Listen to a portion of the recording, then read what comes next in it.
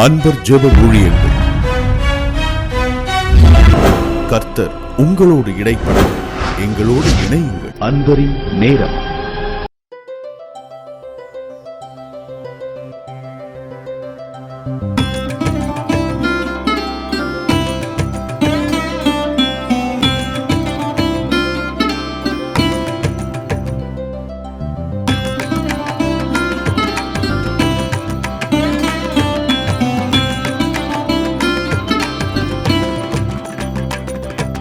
கவி பாடவா, இயேசுவே துதி பாடவா, என்னை தேற்றும் முந்தன் வேதம் அதில் சேர்க்கவா, என்னை தேற்றும் முந்தன் வேதம் அதில் சேர்க்கவா.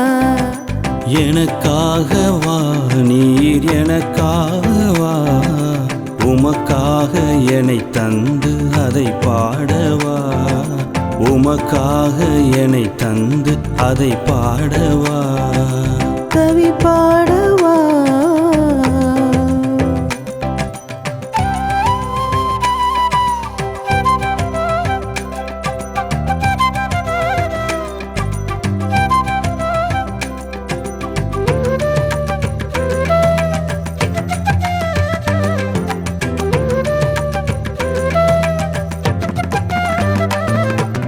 ஒரு நாளும் விலகாத உம்மை பாடவா, வருங்காலம் உமதென்று சொல்லி பாடவா, ஒரு நாளும் விலகாத உம்மை பாடவா, வருங்காலம் உமதென்று சொல்லி பாடவா. விருப்பங்கள் எல்லாமே நீரல்லவா, உம் கிருபையால் நிறைந்து நான் புகழ் பாடவா. கவி பாடவா, இயேசுவே துதி பாடவா, என்னை தேற்றும் உந்தன் வேதம் அதில் சேர்க்கவா, என்னை தேற்றும் உந்தன் வேதம் அதில் சேர்க்கவா. கவி பாடவா,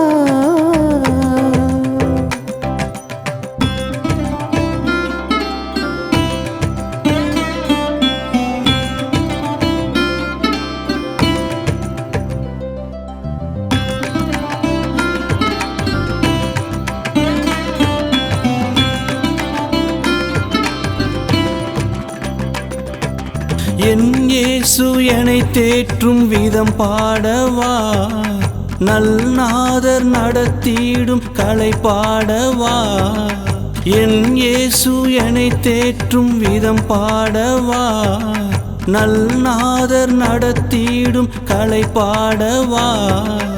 என்னை காக்கும் கிருபையை நிதம் பாடவா, தினம் சூழும் மகிமையை இன்னும் பாடவா.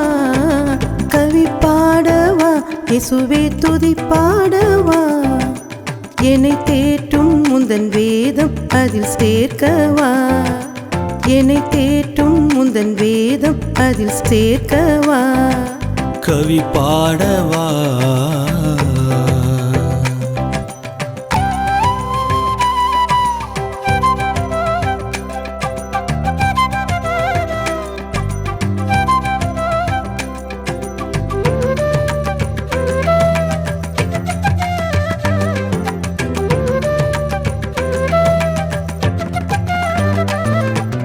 என் துக்க நேரங்கள் பண்பாடவா, நின் முகம் தோன்றிடும் விண் பார்க்கவா, என் துக்க நேரங்கள் பண்பாடவா, நின் முகம் தோன்றிடும் விண் பார்க்கவா. என் ஏக்கம் தீர்க்கின்ற முகம் பார்க்கவா, என் எண்ணம் நிறைவேற்றும் உமை பாடவா. கவி பாடவா, இயேசுவே துதி பாடவா, என்னை தேற்றும் உந்தன் வேதம் அதில் சேர்க்கவா, என்னை தேற்றும் உந்தன் வேதம் அதில் சேர்க்கவா. எனக்காகவா நீர் எனக்காகவா, உமக்காக என்னை தந்து அதை பாடவா, உமக்காக என்னை தந்து அதை பாடவா. கவி பாடவா,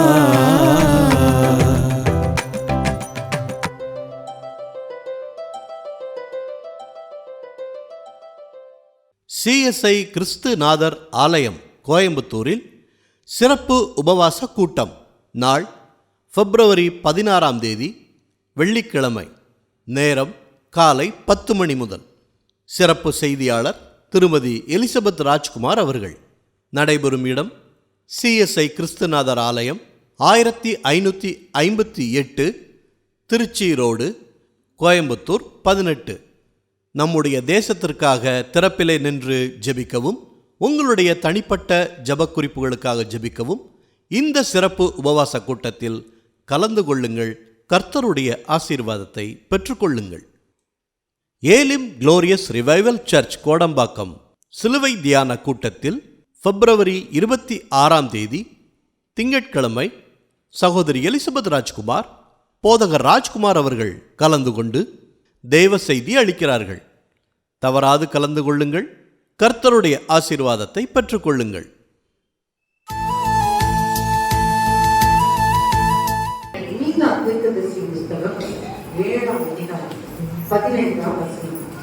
நீ எகிப்து தேசத்திலிருந்து புறப்பட்ட நாளில் நடந்தது போலவே உன்னை அதிசயங்களை காணப்படுவேன். ஜனங்களுக்கு ஏராளமான வாக்குத்தத்தங்களை வைத்திருக்கிறார். ஆண்டவர் ஒவ்வொரு வருஷத்தின் தொடக்கத்தில் பரிசுத்தவான்களை கொண்டு தம்முடைய சபை போதகங்களை கொண்டு ஆண்டவர் தம்முடைய ஜனங்களுக்கு வாக்குத்தத்தங்களை ஆண்டவர் சொல்லி பேசுகிறார். அற்புதமாக ஆண்டவர் ஏராளமான காரியங்களை வேதத்திலே தீர்க்கதரிசிகளின் மூலமாக எழுதப்பட்ட வார்த்தைகளை கொண்டு நமக்கு பேசுகிறார். அது போலவே மீகா தீர்க்கதரிசி புத்தகத்தின் மூலமாய் கடைசி காலத்திலே தேவன் செய்கிற காரியங்களை எழுதி வைத்திருக்கிறார். ஆமென். தீர்க்கதரிசி மூலமாக சொல்லப்பட்ட தீர்க்கதரிசி வார்த்தைகள் ஆண்டவர் கடைசி காலத்தில் சொல்லப்பட்ட காரியங்கள் எல்லாம் நடந்து கொடுக்கிறது. அது போல மீகா தீர்க்கதரிசி புத்தகத்திலே அது என்ன சொல்றதுன்னா, உங்களுடைய வாழ்க்கையில சில காரியங்கள் நடந்தது, இப்போ வருகிற காலத்துல நான் காரியத்தை செய்யப்படுறேன், உன்னை அதிசயங்களை காணப்படுவேன். அந்த அதிசயங்களை காணப்படுவதற்கு ஆதரவு சொல்ற வார்த்தைங்க, நீ எகிப்து தேசத்திலிருந்து புறப்பட்ட நாளில் நடந்தது போலவே. எகிப்து தேசத்திலிருந்து புறப்பட்ட நாளில் என்று சொல்லி பார்த்தா அதை தியானிக்க நேரம் போதாது. நீ யாத்திராகமம் 14ஆம் அதிகாரத்துல பார்க்கும்போது பாவனை பிடியிலிருந்து எகிப்தின் பிடியிலிருந்து இஸ்ரவேல் மக்கள் மோசேயின் மூலமா விடுவிக்கப்பட்டு ஆண்டவரின் பலத்த கையோடு புறப்பட்டு வந்தாங்க. அப்படி வரும்பொழுது முன்னே என்ன இருந்தது? செங்கடல் தெரியும். முன்னாடி என்ன தனியா செங்கடல்.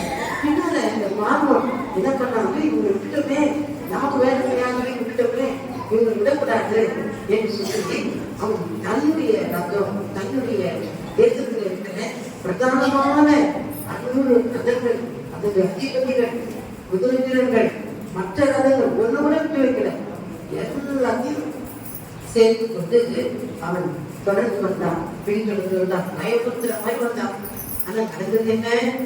அந்த வந்த சேனையையும் இஸ்ரவேல் சேனையும் ஆண்டவர் செஞ்சுட்டாரு. தம்முடைய பிரசனத்தினால தம்முடைய தூதனாளரை கொண்டு அவர் பிரித்து தம்முடைய ஜனத்தை செஞ்சாரு.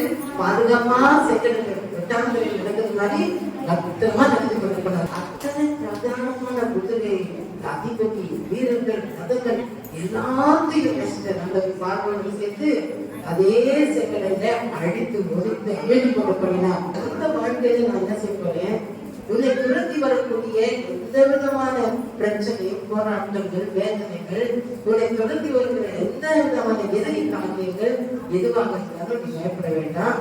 அதெல்லாம் எழுதி நான் புறப்பட்ட போது நினைச்சு பத்தியா, அதே மாதிரி நான் ஒழித்து போடுவேன்.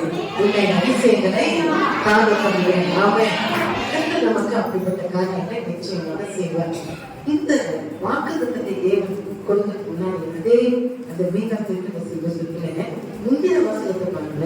கர்மேலின் நடுவிலே தனித்து வனவாசமாய் இருக்கிற உமது சுதந்திரமான மந்தையாகிய உம்முடைய ஜனத்தை உமது கோலினால் மேய்த்தருளும். பூர்வ நாட்களில் மேய்ந்தது போலவே அவர்கள் பாசானிலும்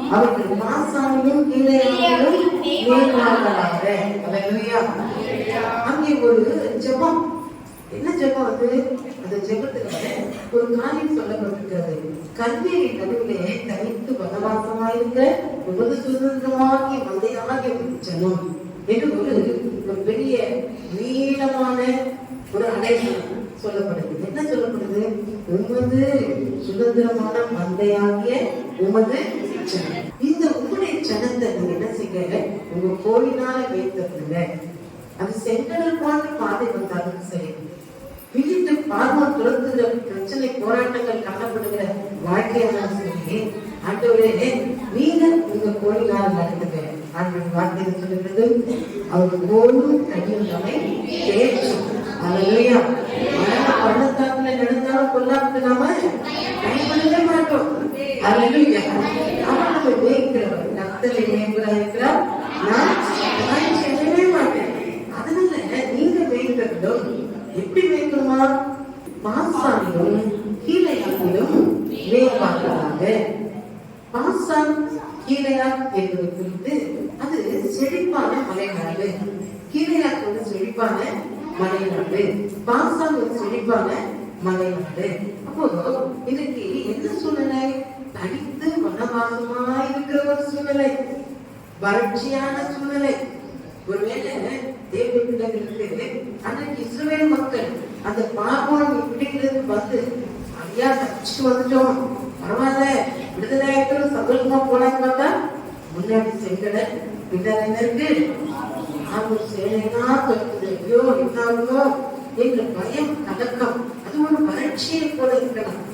வேதனை, அவங்களுக்கு என்ன கலக்கம் என்னெல்லாம் கேள்வி கேட்டிருப்பாங்க. அப்ப ஒருவேளை நாம் எல்லாரும் கூட பார்வன் இப்படி பிடிக்கப்பட்டது போல நாம் எல்லாம் விசாசம் பிடியிலிருந்து, அந்தகாரத்தின் பிடியிலிருந்து, நம்முடைய முந்தைய வாழ்க்கையிலிருந்து நாம் எல்லாம் விடுவிக்கப்பட்டு ரட்சிக்கப்பட்டாச்சு. ஆனாலும் நம்ம அந்த ரட்சிக்கப்பட்ட நம்முடைய வாழ்க்கையில நாம் சொல்லலாம், இந்த போராட்டம் இருக்கு, இந்த பிரச்சனை இருக்கு, இந்த பாடங்கள் இருக்கு, உபத்திரவங்கள், இந்த வேதனைகள் தொடர்ந்து முன்னாலேயும் போக முடியல, பின்னாலேயும் போக முடியல. நிறைய பேர் சொல்லுங்க, உங்க வாழ்க்கையில நீங்க சொல்லுங்க, முன்னாலே போனாலே மாறிட்டாங்க, எனக்கு முன்னாடி இவ்வளோ தேவைகள், இவ்வளோ சிந்தனைகள், பத்தாவது முன்னால நடந்தது போலவே பிரச்சனை வருது, முன்னாடி பேசுற மாதிரி பேசுறாங்களே, கடந்து வராங்களே, எங்க உச்சி வந்தோம் கடங்காரம் தங்க முடியல, முன்னால இருந்த மாதிரி ஒரு வியாதி பழகும், எனக்கு பயமா இருக்குது, குடும்பத்தில் பிரச்சனை, எதெல்லாம் சொல்லக்கூடிய பல விஷயங்கள் இருக்கிறது.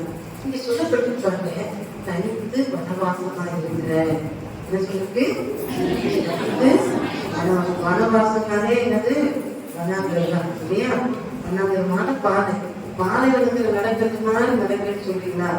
இது சொல்லலாம். சில பாருங்க, நீங்க வெளியே சொல்ல முடியாது, வெளியில சொல்ல முடியாது, துக்கம் குடும்பத்துல இருக்கும், மனபாரம் இருக்கும், வேதனை இருக்கும். சில நேரம் முடிய காட்ட சொல்லி ஜோ பண்ணி காட்ட நினைப்பீங்க, சில நேரம் அவங்களுக்கு கூட சொல்ல முடியாது. அப்ப என்ன நினைப்பீங்க? யாருக்குமே சொல்ல முடியும். என்னுடைய பிரச்சனை, என்னுடைய வேதனை, என்னுடைய கல்வி, என்னுடைய கலப்பம் யாருக்கும் சொல்ல முடியல என்பதாக உங்களுக்குள்ள இருக்கும் பொழுது எல்லாரும் தவிர தனியா இருக்கிறாங்க இல்லையா? தனியா நீங்க போறாங்க, தனியா நீங்க போராடிட்டு இருக்கேன், தனியா போய் சொல்லுவாங்க, நான் தனித்து போராடுறேன், தனிமையா நான் எல்லாத்தையும் சந்திக்கிறேன், நான் ஒருத்ததான் இதெல்லாம் செஞ்சுட்டு இருக்கிறேன், நான் ஒருத்திதான் இதெல்லாம் சமாளிக்கிறேன் என்று சொல்லுவாங்க. அதுக்கு எளியா இந்த தேவனுடைய மனுஷன் ஒரு பெரிய தீர்க்கதரிசி, வலிமையான தேவனை பார்க்கிறோம். அவரை பத்தி நமக்கு எல்லாருக்கும் தெரியும். வலிமையான ஒரு தேவ மனுஷன் தான். அவர் கூட என்ன செஞ்சுட்டாரு, அவரும் அந்த பேசபா இடத்துல போய் பிரயாணம் பண்ணி போய் ஒரு சூரிய செடிக்குள்ள போய் படுத்துட்டாரு. அடுத்து சொன்னாரு, அங்கே என் ஆத்மாவை எடுத்து சொல்லு, எனக்கு போதும் வந்தாவே போதும், இந்த எசபடி என் காதலை பார்க்கறது அவன் கட்டிட்டு வர ஆள் கேட்டான், அதனால எனக்கு போதும் என்று சொல்லி ஆண்டவருக்கு கேட்கிறார். அவர் பேசும்போது கூட என்ன சொல்றாருன்னா, எங்களுக்கு நான் ஒருத்த மாத்திரம் தான் இருக்கேன். என்ன சொல்றாரு? நான் ஒருத்த மாத்திரம் தான். நீங்க 1 நாட்கள் புஸ்தகம் 19ஆம் அதிகாரத்துலாம் நீங்க அதை வாசிக்க முடியும். அப்போ நான் ரொம்ப மாத்திரம், நான் ரொம்ப வசதி வேலையுமா இருக்கேன். இந்த எல்லா தீர்க்கதரிசியும் என்ன பண்ணிட்டாங்க, எதுவே கொல்லப்பட்டாங்க. அப்போ அவ்வளவு பெரிய வல்லமையான ஒரு தீர்க்கதரிசியான எலியாவுக்கு கூட என்ன வந்துச்சு, ஒரு தனிமை உணர்வு. நாம இந்த மாதிரி நினைக்கிறோம்னா, நாம இன்னும் ஒண்ணுமே முடியாத, நமக்குதான் பிரச்சனை, நமக்குதான் வேதனை, நமக்கு தான் இந்த மாதிரியான சூழ்நிலை கிடைக்கும். சரி சொல்லுவாங்க, என்னுடைய வேலையில நான் தான் கஷ்டப்படுறேன், என்ன மாதிரி கஷ்டப்படுற மனுஷன் யாருமே படிக்கிறதுல சொல்லுவாங்க, அதை ரொம்ப கஷ்டப்பட்டு படிக்கிறேன். சின்ன பிள்ளைங்களை கேட்டா அவங்க சொல்லுவாங்க, அவங்களுடைய கஷ்டம் நான் மட்டும்தான், என்ன மட்டும்தான் டீச்சர் திட்டுறாங்க, என்ன மட்டும்தான் அப்பா அம்மா அடிக்கிறாங்க என்று சொல்லுவாங்க இல்லையா? அப்படி எல்லாரும் சொல்லக்கூடிய காரியம் நான் மாற்றேன். கஷ்டம் உங்களுக்காக நான் ஜெபிக்கும் பொழுது கர்த்தர் தெளிவாக இந்த வார்த்தைகளை பேசினார். என் பிள்ளைகள் அநேகர் தனிமை உணர்வுல இருக்கிறாங்க, தனியா போராடுறதா நினைக்கிறாங்க, என் ஜனத்துக்காக பேசி என்று சொன்னாங்க. அப்போ தனிமையில போராடி கொடுத்தது போல இருக்கலாம். ஆனா அந்த தனிமையில நம்மோடு இருக்கிற ஒருவர் இருக்கிறாங்க, அவர்தான் நம்முடைய ஆண்டவராகிய இயேசு. இந்த இடத்துல போராட்டங்கள் இல்லாமல் இல்லை, எதிரான சூழ்நிலைகள் இல்லாமல் இல்லை.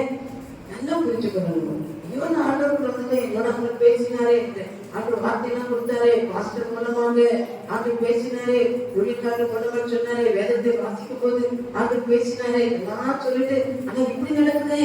இதுதான் அநேக தேவ மக்களோட கேள்வி.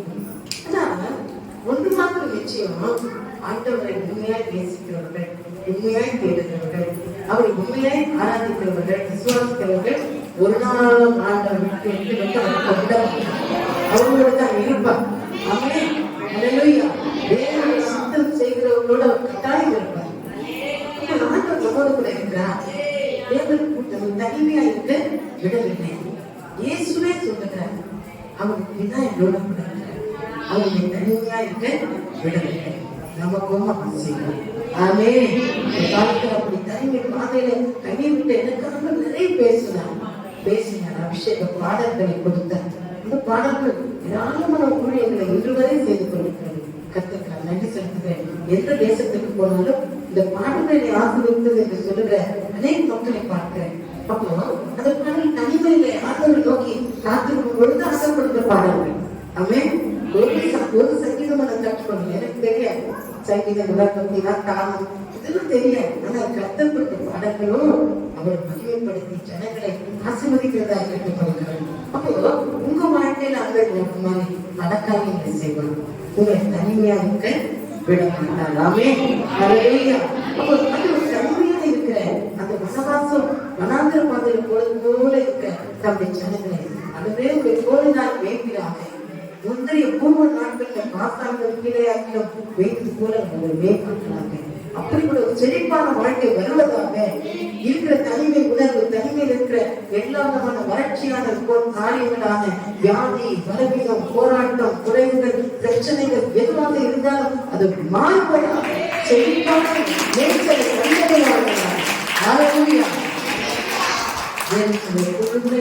வைத்து அமர்ந்த தன்னிடமே நடத்துவார். நாம சொல்லுவேன் அலையா.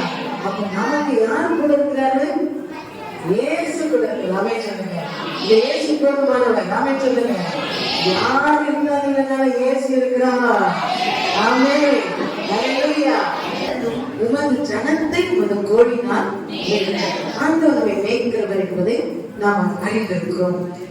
அவருடைய மந்தையாகிய அவருடைய ஜனம் என்று சொல்லி நாம பார்க்கிறோம். அப்போ இங்க தனித்து வனவாசமா இருக்கிற வாழ்க்கை போல இருக்கிற வாழ்க்கையில ஆண்டவர் என்ன பண்ணுவார்? நல்ல மேய்ப்பராய் கடந்து வருவார். இந்த வார்த்தையில மிக முக்கியமாக நாம பார்க்க வேண்டிய ஒரு காரியம், அந்த சுதந்திரமாகி மந்தையாகி உமது ஜனம். ஆண்டவர் தம்முடைய ஜனத்தை கைவிட மாட்டார். அவர் சுதந்திரத்தை நெகிழ விட மாட்டார். வேதம் அப்படிதான் சொல்லுது. கர்த்தர் தம்முடைய ஜனத்தை கைவிடாமலும் சுமந்தவனை சுதந்திரத்தை நெகிழ விடாமல் இருப்பார். அப்ப அவருடைய ஜனம் என்று சொல்லும் பொழுது ரொம்ப விசேஷமானவர்கள். அது நம்ம புரிஞ்சுக்கணும். சபைக்கு வரோம், துதிக்கிறோம், ஜெபம் பண்றோம், பைபிள் வாசிக்கிறோம், வசனம் கேட்கிறோம், வீட்டுக்கு போறோம், அஸ்விஷன் எப்பவும் போல இருக்கிறோம் எல்லா இடத்துலயும் அப்படின்ற மாதிரி நம்ம இல்லை. நம்ம இந்த கடைசி நாட்களில நாம் யார் என்பதை புரிந்து கொள்ளணும். அதற்காக இன்றைக்கு நம்ம பேச வருகிறார். உங்களுடைய தனிமையை மாற்றுவார், உங்களுடைய வனவாச வாழ்க்கையை மாற்றுவார், உங்களை செழிப்பான பாதையில அவர் நடத்துவார். நீங்கள் யாரும் இதை எப்படிப்பட்டவர்கள் நீங்கள் புரிந்து கொள்ள வேண்டும் என்று அந்த விரும்புகிறார். அப்போ அவருடைய ஜனங்கள் குறித்து ஒரு சில காரியத்தை மாத்திரம் சுருக்கமாக நாம் ஞானத்துக்கு வழியாக பேசுகிறது. அவருடைய ஜனம் என்று சொல்லும்போது முதல்ல தெரிஞ்சுக்கோங்க, நாம் பரிசுத்தமுள்ள ஜனம். அவர் சொல்லுங்கள், அவர் ஜனம் எப்படிப்பட்டதா இருக்கணுமா? பரிசுத்த ஜனம். உபாகமம் 7ஆம் அதிகாரத்துல 6ஆம் வசனம் பல இடத்துல வேதம் சொல்லுகிறது, நாம் பரிசுத்த ஜனம், பரிசுத்த ஜாதி என்பதாக வேதம் சொல்லுகிறது. ஆமென். நமக்குள்ள ஜாதி மதம் வித்தியாசமே எதுவுமே ஒன்று தேவனுடைய பரிசுத்த ஜனம். அவ்வளவுதான். ஏன்னா நம்ம அவங்க பரிசுத்த ரத்தம் தான் கழுவி இருக்குது. ரத்தம் நம்ம கழுவும் போதே நம்மளுடைய பாவங்களை நாம் கழுவி விட்டது. புரியுதா சொல்லு? நம்முடைய பாவங்கள் எத்தனை விதமான பாவங்களா இருந்தாலும் அத்தனை இயேசு கிறிஸ்து ரத்தம் சகல பாவங்களை நீக்கி நம்மை சுத்திகரிக்கும். அப்படி நம்ம சுத்திகரிக்கப்பட்டோம். நாமும் பரிசுத்த ஜனமும் பரிசுத்தமா இன்னும் பரிசுத்தமாகட்டும். இது ரொம்ப முக்கியம். நாம என் தனிமை மாறணும், என் வனவாசம் மாறணும், எனக்கு செழிப்பு வரணும், எல்லாம் செய்வோம். ஆனா ஆண்டவருடைய ஜனமாகிய நமக்கு தான் அந்த பாக்கியங்கள் இருக்குறாங்க. அதுல நம்ம எப்படி மாறணும் என்பதை நம்ம புரிஞ்சுக்கணும். அப்ப ஒவ்வொரு நாளும் நம்ம பரிசுத்தம் அடையணும். ஆமென். பரிசுத்தமா இன்னும் பரிசுத்தமாகும். சிஎஸ்ஐ கிறிஸ்துநாதர் ஆலயம் கோயம்புத்தூரில் சிறப்பு உபவாச கூட்டம். நாள் பிப்ரவரி 16ஆம் தேதி வெள்ளிக்கிழமை. நேரம் காலை 10 மணி முதல். சிறப்பு செய்தியாளர் திருமதி எலிசபெத் ராஜ்குமார் அவர்கள். நடைபெறும் இடம் சிஎஸ்ஐ கிறிஸ்துநாதர் ஆலயம், 1558 திருச்சி ரோடு, கோயம்புத்தூர் 18. நம்முடைய தேசத்திற்காக திறப்பிலே நின்று ஜெபிக்கவும், உங்களுடைய தனிப்பட்ட ஜெபக் குறிப்புகளுக்காக ஜெபிக்கவும் இந்த சிறப்பு உபவாச கூட்டத்தில் கலந்து கொள்ளுங்கள். கர்த்தருடைய ஆசீர்வாதத்தை பெற்றுக்கொள்ளுங்கள். Elim glorious revival church Kodambakkam சிலுவை தியான கூட்டத்தில் பிப்ரவரி 26ஆம் தேதி திங்கட்கிழமை சகோதரி எலிசபெத் ராஜ்குமார், போதகர் ராஜ்குமார் அவர்கள் கலந்து கொண்டு தேவ செய்தி அளிக்கிறார்கள். தவறாது கலந்து கொள்ளுங்கள். கர்த்தருடைய ஆசீர்வாதத்தை பெற்றுக்கொள்ளுங்கள். ஆண்டவராகிய இயேசு நாமத்திலே அன்பின் வாழ்த்துக்கள். ஒரு புதிய ஆண்டை நமக்கு காண செய்திருக்கிறார். புதிய காரியங்களை செய்வார். பல அற்புதங்களை, அடையாளங்களை தம் பிள்ளைகள் மத்தியிலே அவர் செய்து நம்மை சந்தோஷப்படுத்துவார். கர்த்தருடைய பிள்ளைகளே, நாம் இன்றைக்கு இந்த இரவு நேரத்தில் ஒரு காரியத்துக்காக ஜெபிக்க போகிறோம். கர்த்தர் பெரிய காரியங்களை செய்வார். பெரிய காரியங்களை நமக்கு வாழ்க்கையில் செய்வார். பல சத்தியங்கள் நமக்கு தெளிவுபடுத்துகின்றன. யோவேல் அதில் பார்த்தீங்கன்னா, தேசமே பயப்படாதே, மகிழ்ந்து களி கூறு என்று சொல்கிறார். கர்த்தர் நமக்கு பெரிய காரியங்களை செய்வார் என்று சொல்லுகிறது. ஆகையினாலே தேசத்தை பார்த்து நாம் சொல்ல முடியும், கர்த்தர் பெரிய காரியங்கள் தேசத்திலே செய்வார் என்று. அடுத்து சங்கீத பகுதியிலே சொல்லுகிறது, புறஜாதிகள் சொல்லிக் கொள்வார்கள், கர்த்தர் இவர்களுக்கு பெரிய காரியங்களை செய்தார் என்று. கர்த்தர் நமக்கு பெரிய காரியங்களை செய்தார், இது நிமித்தம் நாம் மகிழ்ந்திருக்கிறோம் என்று. ஒன்று, தேசம் பெரிய காரியங்களை காணும் இல்லையா? அடுத்து மற்ற ஜனங்கள் சொல்லுவாங்க, இந்த வருஷத்தில் கர்த்தர் இவர்களுக்கு பெரிய காரியங்களை செய்தாரப்பா. இயேசுவை நோக்கி போனார்கள், இயேசுவை நம்பி வந்தார்கள், இயேசு இவர்களுக்கு பெரிய காரியம் செய்திருக்கிறாரே என்று மற்ற புறஜாதி ஜனங்கள், மற்றவர்கள், உங்களோடு வேலை செய்கிறவர்கள் சொல்லுவாங்க. அப்படிப்பட்டதான ஒரு பெரிய காரியம் நடக்கும். அதை பார்த்து நீங்கள் சொல்லுவீர்கள். அதுக்கப்புறம் உங்களுக்கு நீங்களே சொல்லுவீர்கள்.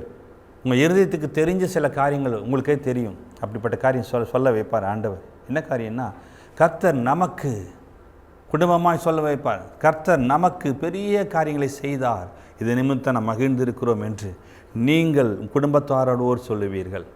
தேசம் சொல்லும், மற்ற ஜனங்கள் சொல்லுவார்கள், உங்கள் குடும்பத்தார் உங்களோடு இணைந்து நீங்கள் சொல்லுவீர்கள், கர்த்தர் நமக்கு பெரிய காரியம் செஞ்சிருக்கிறாரப்பா, நாங்கள் மகிழ்ந்திருக்கிறோம் என்று சாட்சியாய் சொல்ல வைப்பார். புரிகிறதா உங்களுக்கு? அப்படிப்பட்டதான ஒரு காரியம் இந்த வருடத்தில் நடக்கும். விசுவாசிக்கிறீங்களா? தேசம் பெரிய காரியங்களை காணப்போகிறது. ஜெபிக்க போகிறோம்.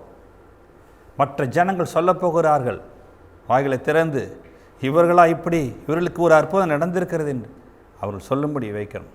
அடுத்ததாய் நீங்கள் குடும்பத்தாரோடு சேர்ந்து ஆண்டவர் மகிமைப்படுத்தி சாட்சி சொல்லும்படியான காரியத்தை வைப்பார். சபைகளிலே மற்ற இடங்களிலெல்லாம் ஜெபிப்போமா? அப்படிப்பட்டதான ஒரு பெரிய காரியம். விசுவாசிங்க, கண்ணை மூடி ஜெபிப்போம். தகப்பனே, உமக்கு நன்றி அப்பா. நாங்கள் விசுவாசித்திருக்கிறவர் இன்னார் என்று நாங்கள் அறிந்திருக்கிறோம். நாங்கள் விசுவாசித்திருக்கிறவர் இன்னார் என்று நாங்கள் அறிந்திருக்கிறோம். அவர் எப்படிப்பட்டவர் என்று எங்களுக்கு தெரியும். பெரிய பெரிய காரியங்களை எங்களுக்காக செய்திருக்கிறீரப்பா. எங்களுக்காக செய்திருக்கிறீங்க ஆண்டவரே. அப்பா, முதலாவது எங்கள் தேசத்துக்காய் நாங்கள் ஜெபிக்கிறோம்ப்பா. எங்கள் தேசம் பெரிய காரியத்தை காண வேண்டும்.